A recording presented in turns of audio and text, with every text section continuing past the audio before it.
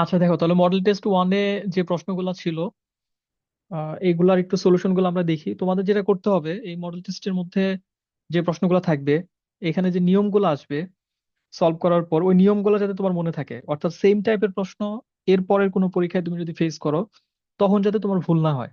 তাহলে এই ইমপ্রুভমেন্টটা যদি হয়, তাহলে দেখবা যে অ্যাট দ্য এন্ড যখন অনেকগুলো মডেল টেস্ট দেওয়া হয়ে যাবে, 20টা 30টা 50টা, যেটা যে কটাই হোক, তো দেখা যাবে তখন ফাইনালে গিয়ে আলটিমেটলি ওই নিয়মগুলোর বাইরে তেমন কোনো প্রশ্ন তুমি পাচ্ছ না।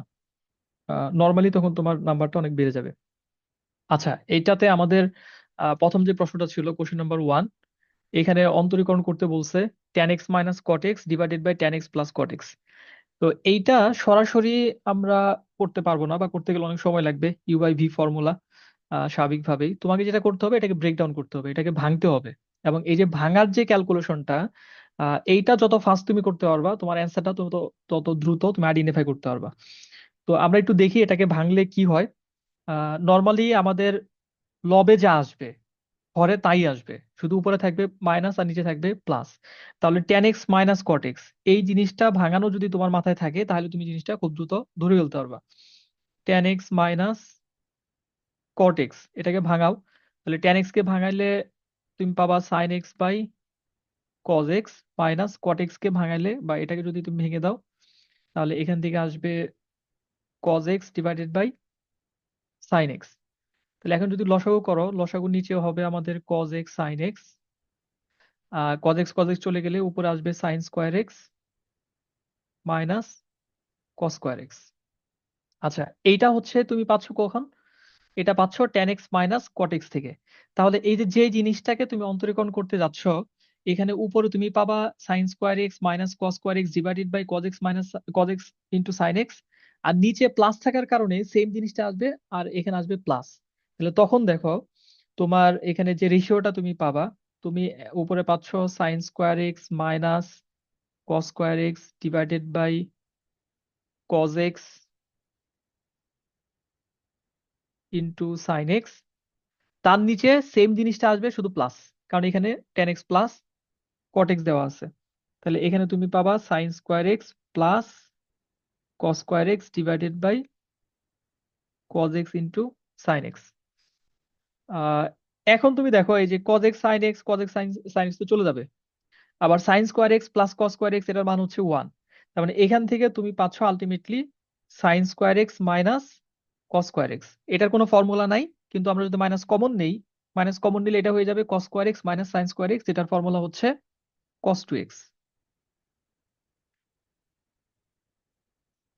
তাহলে এইটাকে এখন তোমাকে অন্তরীকরণ করতে হবে। এই যে ক্যালকুলেশনটা, এটা যদি প্র্যাকটিস থাকে, তখন পরীক্ষার হলেও এটা খুব দ্রুত তুমি ধরতে পারবা, কারণ এটা এখানে আমাদের প্যারালাল ক্যালকুলেশন করতে হচ্ছে, মানে লবে যে ক্যালকুলেশন হয় একই ক্যালকুলেশন। তার মানে একটা ক্যালকুলেশন তুমি মাথার মধ্যে যদি করে ফেলো, বা রাফের মধ্যে যদি তুমি করো, তাহলে নিচেরটা তুমি অটোমেটিক্যালি লিখে দিতে পারতেছো। তাহলে এখন তুমি অ্যান্সারটা বের করে ফেলতে পারবা, কারণ এই যে মাইনাস cos 2x এর অন্তরীকরণের ফর্মুলা হচ্ছে cos mx এর ফর্মুলা। সরাসরি যদি চিন্তা করো, তাহলে মাইনাস 2 sin 2x, মাইনাসে মাইনাসে প্লাস হয়ে যাবে, এই যে অ্যান্সার হচ্ছে 2 sin 2x। তো এটা ছিল আমাদের ফার্স্ট কোশ্চেন যেটা। আচ্ছা, 2 নাম্বার যে প্রশ্নটা, এটা লিমিট থেকে আসছে। লিমিটের ক্ষেত্রে আমাদের মেইন যে কনসেপ্টটা, প্রথম যে তুমি চেক করবা, এখানে x টেন্ডস টু 2, 2 এখানে বসাই দিবা উপর নিচে। তো উপর নিচে বসানোর ক্ষেত্রে তুমি প্রথমে নিচে বসাবা, নিচে বসায় দেখবা যে এখানে জিরো আসে কিনা, আসতেছে। এক্স স্কোয়ার, এক্স এর মান 2 বসালে 4, মাইনাস 4 0, তার মানে এটা ইনডিটারমিনেট ফর্মে আছে। আর যখন ইনডিটারমিনেট ফর্মে থাকবে, তখন আমরা সরাসরি মান বসাতে পারবো না, বিভিন্ন ধরনের টেকনিক তখন আমাদের অ্যাপ্লাই করতে হয়, যেটা তোমাদের ম্যানুয়ালি যখন অঙ্কগুলা করছো তখন শিখছো। তো লিমিটের এমসিকিউ গুলো আমরা করব এল হপিটালস রুল ব্যবহার করে। যখন তুমি দেখবা যে ইনডিটারমিনেট ফর্ম আসছে, নিচে জিরো আসছে অথবা ইনফিনিটি আসছে, তখন কি করবা? লব এবং হরকে অন্তরীকরণ করে দিবা। এবং এক্ষেত্রে খুব সিম্পল ডিফারেন্সিয়েশনই তোমার আসবে। তাহলে উপরে যদি তুমি অন্তরীকরণ করো, এটা মুখে মুখে করা যাবে, এক্স স্কোয়ার থেকে আসবে 2x, প্লাস এক্স এর অন্তরীকরণ 1, মাইনাস 6 এর অন্তরীকরণ 0, কাজে ওইটা দরকার নাই। নিচে এক্স স্কোয়ারের অন্তরীকরণ হচ্ছে 2x, মাইনাস 4 এর অন্তরীকরণ 0, তাহলে ওইটা দরকার নাই। এখন তুমি এক্স এর মানটা আবার বসাবা, বসায় দেখবা যে এখনো ইনডিটারমিনেট ফর্ম আসে কিনা। এখন কিন্তু আর আসতেছে না। এক্স যদি আমরা এখন বসাই দিই, তাহলে 2 2 4, উপরে হবে 4 যোগ 1, 5। তাহলে এখন এই যে এক্স এর মান বসালে যেটা হবে ওইটা অ্যান্সার, 5/4। প্রসেসটা আবার বলতেছি, এটাকে এল হপিটালস রুল বলা হয়। যখন আমাদের লিমিটের চলকের যে সীমা সেটা অ্যাপ্লাই করার পর ইনডিটারমিনেট ফর্ম আসে, তখন আমরা লব এবং হরকে অন্তরীকরণ করি, অন্তরীকরণ করে তারপর মান বসাই। যদি তারপরও ইনডিটারমিনেট ফর্ম আসে তাহলে আবার অন্তরীকরণ করব।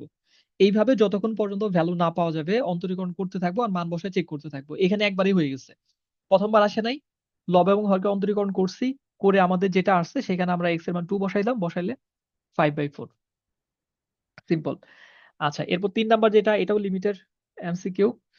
Sign 7x divided by sine 2x, এটা শর্টকাট হচ্ছে অ্যান্সার হবে সাইনের সহগ উপর নিচে, আহ থিটার সহগ, যেটা আর কি সাইনের সহগ বলা ঠিক না, থিটার সহগ। এখানে এক্স এর সহগ হচ্ছে 7, নিচে হচ্ছে এক্স এর সহগ 2, তাহলে অ্যান্সার হবে 7/2। বাট এটা কিভাবে আসলো জিনিসটা? নর্মালি এই অঙ্কগুলোর ক্ষেত্রে আমাদের কি করতে হয়, আমাদের ফর্মুলা নিয়ে আসতে হয়, sine theta by theta, tan থাকলে ট্যান থিটা বাই থিটা। এখানে নিচে যদি ট্যান থাকতো তাহলেও সেম এক্স এর সহগ আসবে।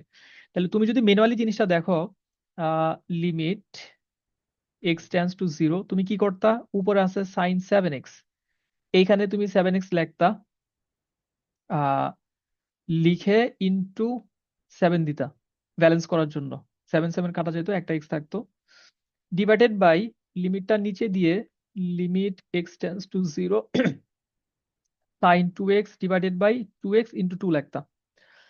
তাহলে এক্স আর এক্স ব্যালেন্স হয়ে যায়, কাটা যায়, 7 7 এখানে ক্যান্সেল, 2 2 এখানে ক্যান্সেল, মানের কোনো পরিবর্তন হয় নাই। তারপর কি হইতো, তারপর তোমার এইটুকুর মান হইতো 1, এইটুকুর মান হইতো 1। তাহলে 1 × 7 ডিভাইডেড বাই 1 × 2, 7/2। অর্থাৎ থিটার সহগ যেটা থাকে ওই জিনিসটা এখানে অতিরিক্ত থেকে যায়। এই জন্য যদি এই আকারের আসে, সাইন থাকুক উপরে নিচে, অথবা উপরে সাইন নিচে ট্যান, উপরে ট্যান নিচে সাইন, এরকম যেটাই থাকুক, সেই ক্ষেত্রে অ্যান্সার হবে থিটার সহগের অনুপাত, এক্স এর সহগ ডিভাইডেড বাই এক্স এর সহগ, 7/2। তো এটা মনে রাখলে তুমি সরাসরি অ্যান্সারটা আইডেন্টিফাই করতে পারবে, আদারওয়াইজ এইভাবে একটু ক্যালকুলেশন করে তারপর বের করতে হবে। আচ্ছা, এরপর 4 number, y equal to sine x y two, successive ডিফারেন্সিয়েশনের কনসেপ্ট থেকে এখানে প্রশ্নটা দেওয়া হয়েছে। ওয়াই ওয়ান মানে হচ্ছে একবার অন্তরীকরণ, তাহলে ওয়াই ওয়ান ইকুয়ালস টু হবে সাইন এক্স এর অন্তরীকরণ হচ্ছে কজ এক্স। এটাকে যদি আমরা আবার অন্তরীকরণ করি ওয়াই টু, তাহলে হবে মাইনাস সাইন এক্স। তাহলে সাইন এক্স মানে আমাদের ওয়াই, তাহলে ইকুয়ালস টু হবে মাইনাস ওয়াই। তাহলে অ্যান্সার হচ্ছে খ। এরপর question number 5, integration over root over 1 - cos 2x। এই এই ধরনের ইন্টিগ্রেশন গুলা তো তোমরা 10.1 10.2 এই অধ্যায়গুলোর মধ্যে কিন্তু করা হয়েছে। এবং ক্লাসে যখন তোমাদের করাইছি তখনই বলছি যে এগুলো এমসিকিউ আকারেও আসে। তাহলে তোমাকে এটাতে কি করতে হবে, এটা সরাসরি বইয়ের অঙ্ক। এখানে প্রথমে তোমাকে রোডের ভেতরের ক্যালকুলেশনটা করতে হবে, একটু এটাকে সিম্পলিফাই করতে হবে, একটু ব্রেকডাউন করতে হবে। তাহলে এখানে কসকে ভাঙানোর কোনো প্রয়োজন নাই, 1 - cos 2x ডিরেক্ট ফর্মুলা আছে, 1 - cos 2 থিটা 2 sin² থিটা, তাহলে 2 sin² x ডিএক্স। এখন যদি রুট ওভার আমরা অ্যাপ্লাই করি, তাহলে integration over root over 2 sin x dx. আর এই জায়গা থেকে রুট ওভার 2 কনস্ট্যান্ট ফাংশনের সাথে গুণাকারে আছে, কাজে এটার উপর কোনো প্রভাব থাকবে না ইন্টিগ্রেশনের। সাইন এক্স এর ইন্টিগ্রেশন হচ্ছে মাইনাস কজ এক্স, তাহলে সামনে মাইনাস দিয়ে root over 2 cos x plus C. এই যে অপশন খ, এটা হচ্ছে আমাদের অ্যান্সার। আচ্ছা, এরপর 6 নাম্বার, এটা নির্দিষ্ট যোগজ থেকে দেওয়া হয়েছে। এখানে কস স্কয়ারকে ভাঙাইতে হবে। কস স্কয়ার কিভাবে ভাঙাবো, কস স্কয়ারকে ভাঙানোর জন্য 0 থেকে π/2, তোমাকে একটা সামনে হাফ নিয়ে 2 cos² x ডিএক্স এটা লিখতে হবে। কেন এটা লিখতে হবে, কারণ আমরা সরাসরি কস স্কয়ারকে ইন্টিগ্রেশন করতে পারবো না, ডিরেক্ট ফর্মুলা নাই। গামা বিটার কনসেপ্ট দিয়ে করা যাবে, এটা ডিফারেন্ট, তোমাদের ইন্টারমিডিয়েট আলোচনা করা হয় না এটা। তাহলে এখানে হাফ 2 cos² থিটাকে আমরা ফর্মুলা আকারে লিখতে পারবো 0 থেকে π/2 1 প্লাস cos 2 থিটা, এটা ডিএক্স ইকুয়ালস টু, এখন এটাকে সরাসরি আমরা কি করতে পারবো, যোগজীকরণ করতে পারবো। 1 এর ইন্টিগ্রেশন হচ্ছে এক্স, আর cos 2x এর ইন্টিগ্রেশন হচ্ছে sin 2x ডিভাইডেড বাই 2, 0 থেকে π/2। তাহলে এখন শুধু মান বসাইতে হবে। তাহলে আমরা যদি প্রথমে π/2 বসাই, হাফ থাকবে π/2 প্লাস এইখানে আসবে আমাদের 0। কেন? কারণ সাইন 2 × π/2, 2 কাটা যাবে, সাইন পাই, সাইন 180 ডিগ্রি মান 0, 0/something 0, তাহলে 0। এরপর মাইনাস, আমরা যদি 0 বসাই, 0 - 0, তাহলে আমাদের অ্যান্সার আসবে হচ্ছে π/4, π/4। তো এই ছিল আমাদের ক্যালকুলাস অংশ থেকে যে প্রশ্নগুলো, ওগুলা। এরপরে 7 নাম্বার প্রশ্নগুলো হচ্ছে বৃত্ত থেকে। তার আগে তোমরা এই যে 1 থেকে 6 পর্যন্ত যে এমসিকিউ গুলা, এই 6টা প্রশ্ন তোমাদের কাছে ক্লিয়ার কিনা কনসেপ্ট গুলা, বা কারো কোনো প্রশ্ন থাকলে বলো।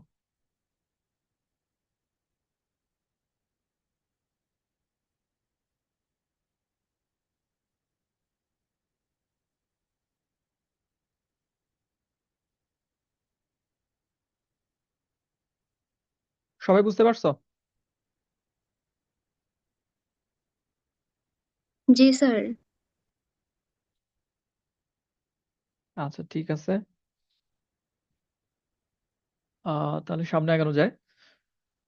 7 নাম্বার যে প্রশ্নটা আছে সার্কেল থেকে, বৃত্তের সাধারণ সমীকরণ কর্তৃক এক্স অক্ষের কর্তৃত অংশের পরিমাণ, তার ডিরেক্ট ফর্মুলা, এটা তোমাদের মুখস্থই থাকার কথা। এক্স অক্ষের কর্তৃত অংশের পরিমাণ 2√g²-c, ওয়াই অক্ষ বললে 2√f²-c, এগুলো মুখস্থ রাখতে হবে। 8 নাম্বার ব্যাসার্ধ বের করতে বলছে বৃত্তের। এখন এই যে ব্যাসার্ধ বের করার ক্ষেত্রে আমরা জ্ঞানমূলক প্রশ্নের যে প্রিপারেশনটা নিছি, তুমি ওইভাবেই ক্যালকুলেশন করে এখান থেকে বের করে ফেলতে পারবা। ফার্স্ট অফ অল তোমার এখানে জি, এফ আর সি দরকার। তাহলে জি এর মানটা আমরা কিভাবে পাবো? যদি ডিরেক্ট শর্টকাটে করো, তাহলে এক্স এর সহগকে -2 দ্বারা ভাগ করি আমরা জি এর মানের জন্য। কখন? যখন এক্স স্কোয়ারের সাথে কোনো সহগ থাকে না, মানে 1 থাকে। আর যদি সহগ থাকে, তাহলে -2 এর সাথে সেই সহগ গুণ করে তারপর ভাগ করতে হবে। তাহলে এক্স এর সহগ হচ্ছে এখানে আমাদের -4, এটাকে গুণ করতে হবে, ভাগ করতে হবে আমাদের -4 দ্বারা, ইকুয়ালস টু 1। এটা হচ্ছে তোমার জি এর মান। তারপর ওয়াই এর সহগ হচ্ছে -12, এটাকে ভাগ করতে হবে -4 দ্বারা, ইকুয়ালস টু 3। এটা হচ্ছে তোমার এফ। আর ধ্রুবক যেটা, এটাকে ভাগ করতে হবে যে এক্স স্কোয়ারের সহগ দ্বারা, কারণ তোমার ধ্রুবক হচ্ছে 11/2।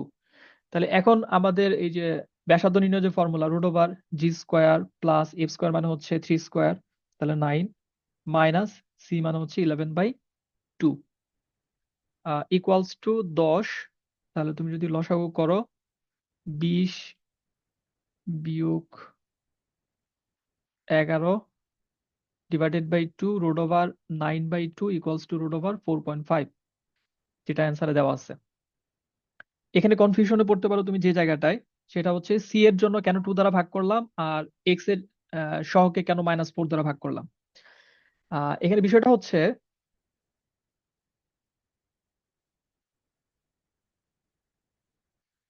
আমাদের প্রথমে যে কাজটা করতে হয়, সমীকরণটাকে সাধারণ আকারে কনভার্ট করে নিতে হয়। নর্মালি আমরা যখন ম্যানুয়ালি অঙ্কগুলো করি, তাহলে তখন তোমার এই সমীকরণে সাধারণ আকার বলতে এক্স স্কোয়ারের সহগ 1 হইতে হবে, ওয়াই স্কোয়ারের সহগ 1 হইতে হবে। তাহলে যদি 1 করতে চাই, 2 দ্বারা আমাদের ভাগ করতে হবে।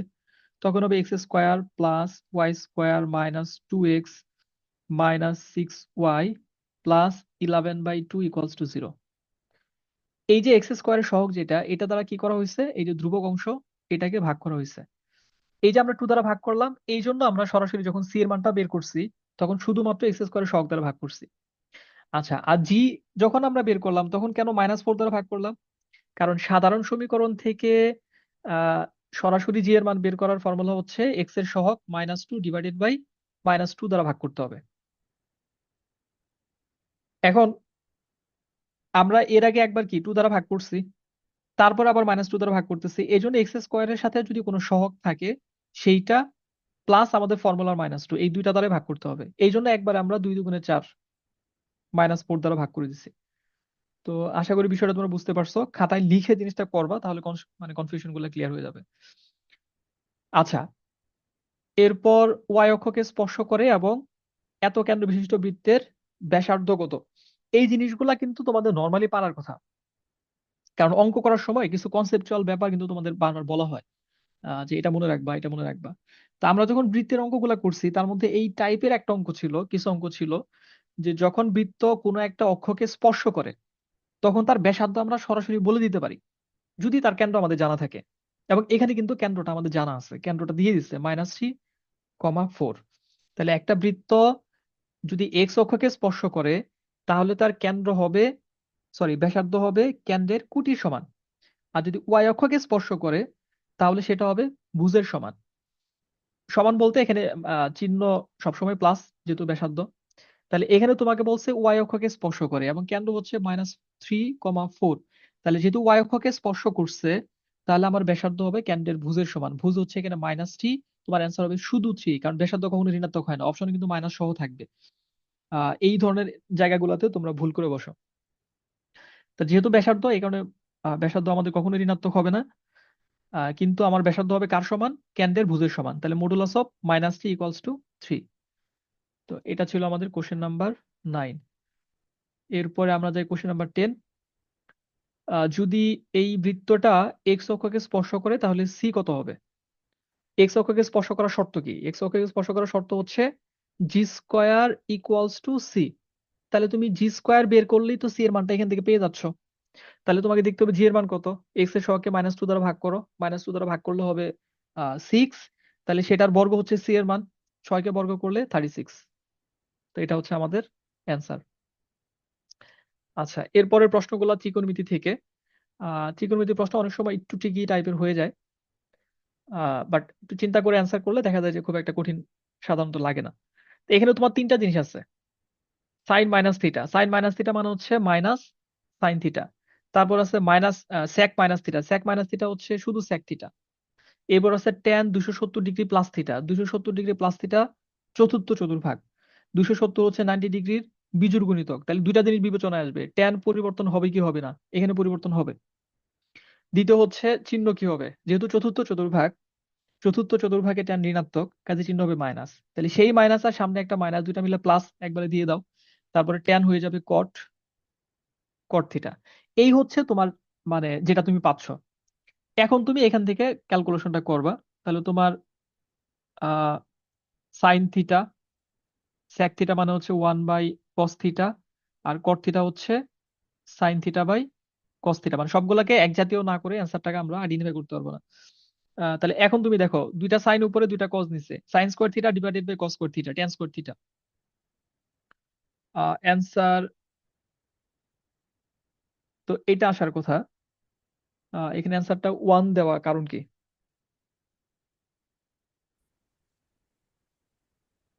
আচ্ছা, এখানে ভুল লিখছি, এই জন্য এইটা অ্যান্সারটা ট্যান স্কোয়ার চলে গেছে। দেখো, ছোট একটা ভুলের কারণে তোমার মানে সম্ভাব্য যে ভুলগুলো হইতে পারে এবং ওইটার কারণে অ্যান্সার যেটা আসতে পারে ওটা অপশনের মধ্যে সাধারণত থাকে। তোমার কট থিটা কি? Cos theta by sine theta না?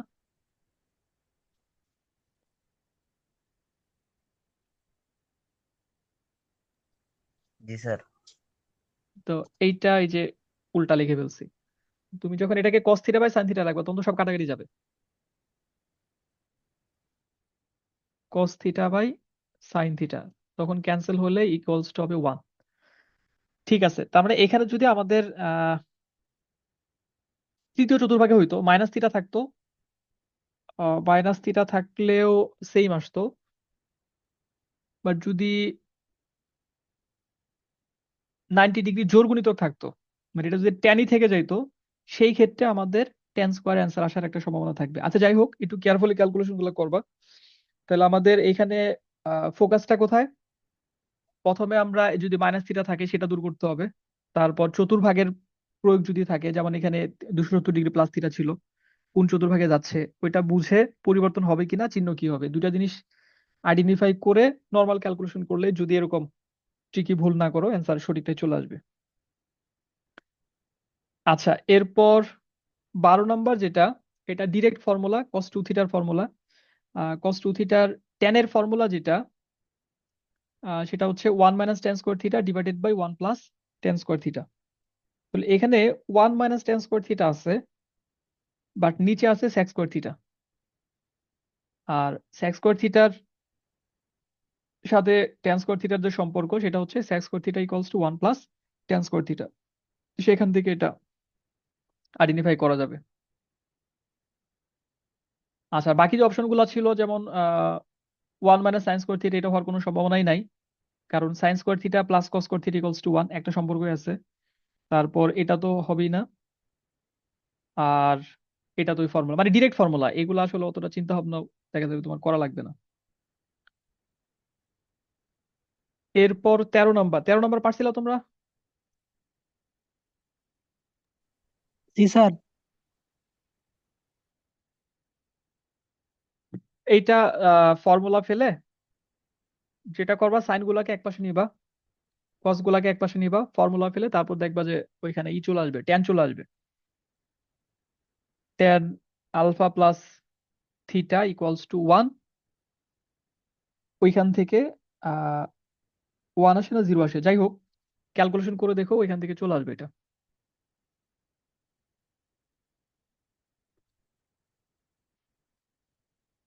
এইটা পারো নাই। তোমাদের সবচেয়ে বেশি নাম্বার যে পাইছো, তুহিন, তুহিন আসো নাই? আচ্ছা, ওর নেটে প্রবলেম, ও জয়েন করছিল একাধিকবার। 14 নাম্বারটাও পারে নাই, বাকি সবগুলাই পারছে। আচ্ছা, এটা অ্যাকচুয়ালি হলো ষষ্ঠ অধ্যায় থেকে দিছে। এখানে যেটা করতে হবে, এই যে ইকুয়েশনটা দেওয়া আছে, এই ইকুয়েশন থেকে সাইন থিটার মান বের করতে হবে। বের করে তারপরে এখানে বসাই দিতে হবে nth রেইজড যে ইকুয়েশনটা আছে, ওই জায়গায় বসাইলে আমরা মানটা পেয়ে যাব কত হয় লেফট সাইডে। তাহলে এটা নর্মাল ক্যালকুলেশন করলেই পেয়ে যাবা, sine theta plus cosec theta equals to 2।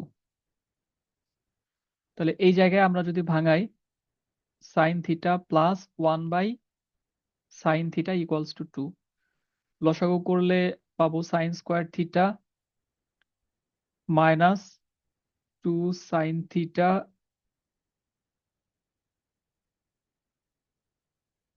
Plus 1 equals to 0। একবার লিখে দিছি। লসাগু করলে sine square theta plus 1 divided by sine theta, আর গুণ করলে 2 সাইন থিটা, ওইটা যদি আবার এই পাশে নিয়ে আসি মাইনাস 2 সাইন থিটা। তাহলে এখন যদি আমরা এখানে আহ ফর্মুলায় যাই, a square minus 2ab plus b square, তাহলে a minus b whole square equals to 0। এখান থেকে আমাদের আসবে সাইন থিটা ইকুয়ালস টু 1। তাহলে সাইন থিটা যদি 1 হয়, কোসেক থিটা 1। এখন তুমি যদি এখানে মান বসাও 1 two the power n plus 1 two the power n, তার মানে কি 1 প্লাস 1 ইকুয়ালস টু 2। এটা সরাসরি বইয়ের অঙ্ক। তো এই ধরনের অঙ্ক তোমাদের অনুশীলনীতে আছে। কিছু কিছু এমসিকিউ এরকম টাইপের প্রশ্নগুলো উঠায় দেয় সরাসরি। তো প্র্যাকটিস থাকলে তখন দেখা যাবে এই ক্যালকুলেশন তোমার করাই লাগবে না, মাথায় চলে আসবে যে sine to the power n theta plus cos to the power n theta, cosec to the power n theta equals to 2 হবে।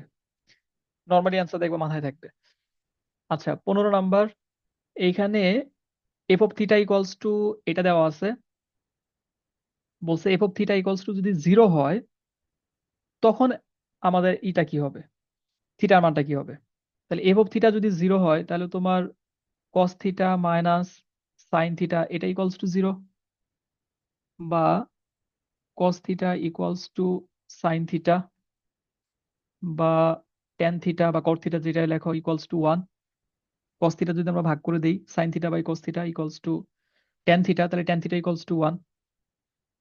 তাহলে tan theta equals to tan pi by 4, theta equals to pi by 4। আচ্ছা, বাকি যে প্রশ্নগুলো আছে এগুলা সবগুলাই সহজ। এরপরে সরলরেখার আর ম্যাট্রিক্সের যে প্রশ্নগুলা, সরলরেখার ভরকেন্দ্র, ভরকেন্দ্র এটা পারার কথা। আমার মনে হয় এটা সবাই পারছো তোমরা। 3টা ভুজ যোগ করে 3 দ্বারা ভাগ, 7 3 10, আর তার সাথে যোগ হবে 11 21। তাহলে 21কে 3 দ্বারা ভাগ করলে 7। তাহলে তোমার অপশন খ আর গ দুইটার একটা হবে, ঘ। এখন তুমি যদি 5 আর 2 7, এক গেলে হবে 6, 3 দ্বারা ভাগ করলে 2, তাহলে 7 2, এটা হচ্ছে আমাদের অ্যান্সার।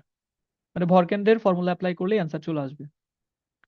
তাহলে এই সরলরেখাটা এক্স অক্ষের ধনাত্মক দিকের সাথে কত ডিগ্রি কোণ উৎপন্ন করে? তুমি এটা ঢাল বের করবা, ঢাল হচ্ছে মাইনাস এক্স এর সহগ বাই ওয়াই এর সহগ। তাহলে মাইনাস √3 ডিভাইডেড বাই -1, তার মানে √3। তাহলে তোমার আহ ঢাল মানে কি, ঢাল হচ্ছে ট্যান থিটা ইকুয়ালস টু √3।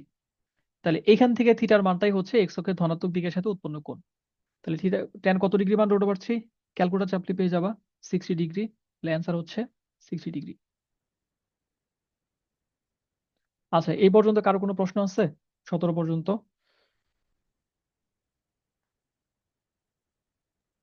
না স্যার। আচ্ছা, তাহলে আমরা আগাই। 18 এখানে সরাসরি ঢাল বের করতে বলছে। তাহলে মাইনাস এক্স এর সহগ ডিভাইডেড বাই ওয়াই এর সহগ, তার মানে 12 / -3 এখান থেকে আসবে 4। মূল বিন্দু থেকে k, 3 বিন্দুর দূরত্ব 5 সেন্টিমিটার হলে কে এর মান কত? মূল বিন্দু থেকে যে কোনো বিন্দুর দূরত্ব হচ্ছে রোড ওভার সেই বিন্দুর ভুজ এবং গুটির বর্গের সমষ্টি k² + 3²। এটা হচ্ছে মূল বিন্দু থেকে দূরত্বের ডিরেক্ট তুমি যদি লেখো, মানে জিনিসটা ওই একই। মূল বিন্দু 0, 0, তাহলে দুইটা বিন্দু দূরত্ব নির্ণয়ের ফর্মুলা √k - 0 হোল স্কয়ার, সেখান থেকে আসবে k² + 3 - 0 হোল স্কয়ার, সেখান থেকে আসবে 3²। এইটা ইকুয়ালস টু বলছে তোমাকে 5। দুই পাশে বর্গ করলে k² + 9 = 25, k² হবে 16, 25 থেকে 9 গেলে, তাহলে k = 4। তাহলে তোমার k এর মান আসবে 4।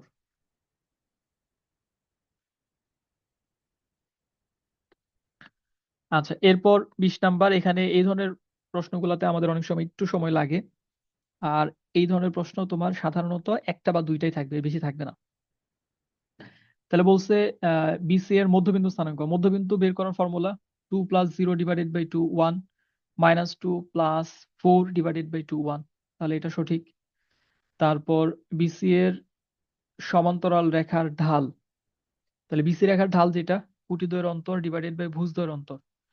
তাহলে তুমি এখানে পাচ্ছ কুটিদ্বয়ের অন্তর হচ্ছে 4, মাইনাসে মাইনাসে +2, তাহলে 6/2 3।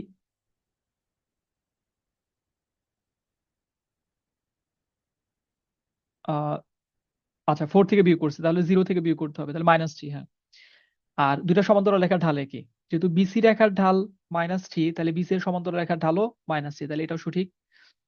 আর বিসি রেখার দৈর্ঘ্য, দৈর্ঘ্য বলতে এই দুইটা বিন্দু দূরত্ব নির্ণয়ের ফর্মুলা অ্যাপ্লাই করতে হবে।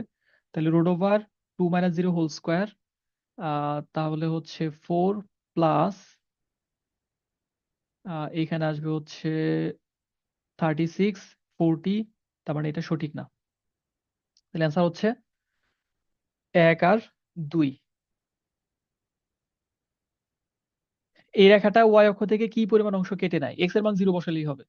তুমি যদি এক্স এর মান 0 বসাও, কারণ ওয়াই অক্ষের উপর যে কোনো বিন্দুর ভুজ 0, তাহলে তোমার এখানে এক্স এর মান 0 বসালে আসবে হচ্ছে -2y + 6 = 0। তাহলে ওয়াই এর মান আসবে আমাদের 3। প্রতিত অংশের পরিমাণ 3।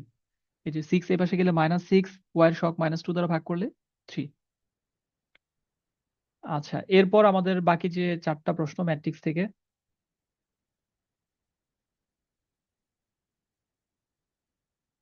এখানে বলছে 3 এর অনুরাশি। অনুরাশি মানে তোমার এখানে চিহ্নের কোনো ঝামেলা নাই। তুমি 3 বরাবর সারি কলম বাদ দিবা, বাদ দিয়ে যা থাকে, তাহলে 5 - 4, তার মানে 1। এটাই অ্যান্সার। এ ম্যাট্রিক্স এর মাত্রা হচ্ছে 3/3, বি ম্যাট্রিক্স এর মাত্রা হচ্ছে 3/2। এ বি এর আকার কত? মুখোমুখি লিখে এটা বাদ, বাদ দিলে থাকবে হচ্ছে 3/2। তাহলে এখানে অ্যান্সার হচ্ছে গ। এরপর 24 নাম্বার বলছে এটা যদি ব্যতিক্রমী হয় তাহলে এক্স এর মান কত? ব্যতিক্রমী হলে সেটার সেই নির্ণয়কের মান 0 হয়। তাহলে এটার মান যদি আমরা বের করি, 3x plus 3×4 = 12 minus 4×6 = 24 equals to 0। তাহলে 3x - 12 equals to 0, x equals to 4। Last 25। এই ম্যাট্রিক্সটা কি ধরনের ম্যাট্রিক্স? প্রথমে বলছে প্রতিসম কিনা। প্রতিসম হলে কি হবে? কর্ণ বরাবর বাদ দিয়ে আমরা যদি ফ্লিপ করি, তাহলে ভুক্তিগুলো সমান হওয়ার কথা। যদি 2/2, তাহলে এখানে 6 থাকলে এখানে 6 থাকার কথা নাই, তাহলে এটা বাদ, প্রতিসম হবে না। 1 নাম্বার অপশনটা ক্যান্সেল। তারপর স্কেলার বলছে কর্ণ বরাবর ভুক্তি ছাড়া বাকি সব শূন্য হওয়ার কথা, নাই, তাহলে স্কেলার বাদ। শূন্য বলছে সবগুলো শূন্য হওয়ার কথা, নাই, তাহলে এটা ব্যতিক্রমী ম্যাট্রিক্স। তো ব্যতিক্রমীটা কিভাবে আমরা চেক করব? এই যে 9 × 2 = 18 মাইনাস 318 শূন্য হয়েছে, মানে এটার নির্ণয়কের মান 0। এটা ব্যতিক্রমী ম্যাট্রিক্স। এই ছিল আমাদের প্রশ্ন। ওভারঅল প্রশ্নের মেরিট থেকে যেটা বলা যায়, তোমাদের এভারেজ 15-র কম পাওয়াটা ঠিক হয় নাই। তার মানে আমাদের এমসিকিউ এর প্রিপারেশনটা যথেষ্ট দুর্বল এখন পর্যন্ত। তো তোমরা এই মডেল টেস্ট 1টা, এটার যে নিয়মগুলা যেগুলো আলোচনা করা হলো, রেকর্ডেড ক্লাস থাকবে, তোমরা এটা আবার দেখবা যাতে এই টাইপের প্রশ্নগুলো আর তোমাদের ভুল না হয়। আর আমি মডেল টেস্ট 2 এর প্রশ্ন দিয়ে দিচ্ছি। ওটাও এক্স্যাক্টলি টাইম মেনটেন করে 25 মিনিট সময় ধরে পরীক্ষা দিয়ে কত মার্কস তুমি পাচ্ছ বা কয়টা ভুল হচ্ছে এটা যথারীতি আবার গ্রুপে জানাই দিবা। তো কারো কোনো প্রশ্ন থাকলে বলো ওভারঅল এর মধ্যে যেটুকু আলোচনা করা হয়েছে।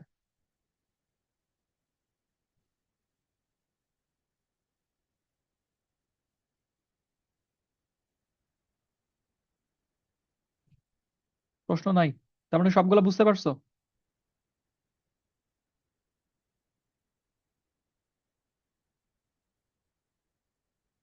আনমিউট করে নিতে হবে। জি স্যার। স্যার 11 নম্বরটা একটু আবার বুঝাই দিলে ভালো। 11 নাম্বারটা আচ্ছা গুড।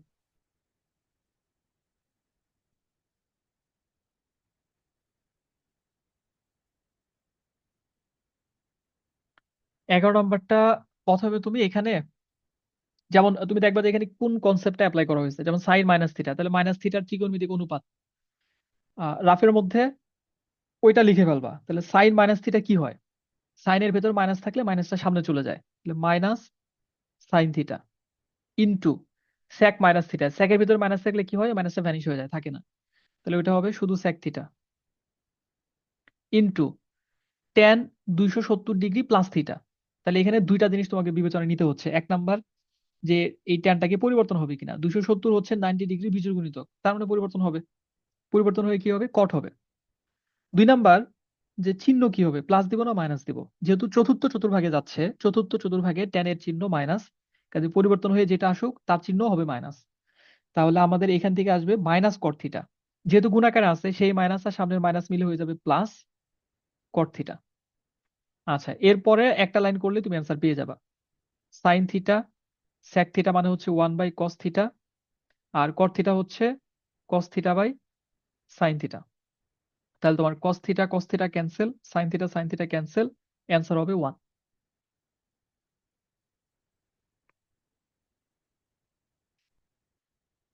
বুঝা গেছে? জি স্যার। আচ্ছা, তোমরা যারা পরে জয়েন করছো আগের দিকের যে প্রবলেম গুলা ওগুলা রেকর্ডেড আছে, সলভ করা হয়েছে। আমি রেকর্ডেড ক্লাসটা দিয়ে দিচ্ছি কিছুক্ষণের মধ্যে। তাহলে আজকে এই পর্যন্তই সলভ ক্লাস।